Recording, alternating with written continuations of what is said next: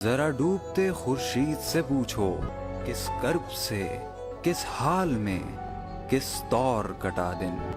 लो आज भी कम हो न सकी यास की जुल्मत, लो आज भी बेकार गया आस भरा दिन।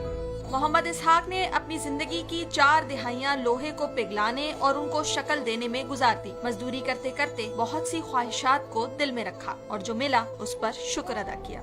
किराए का घर है, मजदूर है, 5-6 बच्चे खाने वाले हैं माशाल्लाह, अखराजात है सारे कहाँ से पूरे कर रहे हैं, इसी से कर रहे हैं। ना घर बनाया ना कुछ जायदाद बनाई है, सिर्फ 2 बच्चियों की शादी की है।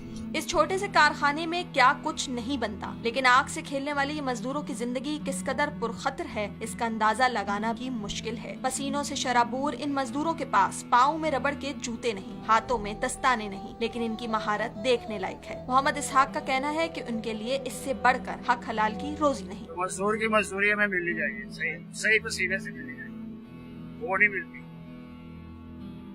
इस काम में कम से कम 2 हज़ार दिहाड़ी होनी चाहिए। सवाई का अब जिंदगी गुजरेगी, अब काहे की ख्वाहिशें थे। इस कारखाने में बिजली से चलने वाली भट्टी में लोहे को पिघलाने का काम करने वाले एक मजदूर का कहना है कि वो कभी नहीं चाहते कि उनके बच्चे ये काम करें। बच्चों को तो कान पकड़ा देंगे, ये काम नहीं करते। बच्चों आने वाली नस्ल को कहेंगे ये काम नहीं करते। बहुत गर्म होता है। हर साल बजट में मजदूरों की तनख्वाहें बढ़ाने की बातें जरूर होती हैं, लेकिन अब भी पाकिस्तान में मजदूरों को उनके हक से महरूम रखा जाता है, जिसके सबब उनकी जीस कठिन ही गुजरती है। कठिन शब रोज में दुश्वार तरीन काम करने वाले मजदूरों का कहना है कि वो हलाल की रोजी कमा रहे हैं, उस पर उन्हें फख्र है, लेकिन उनके बच्चे पढ़ लिख कर कोई और काम करें, ये उनकी ख्वाहिश है।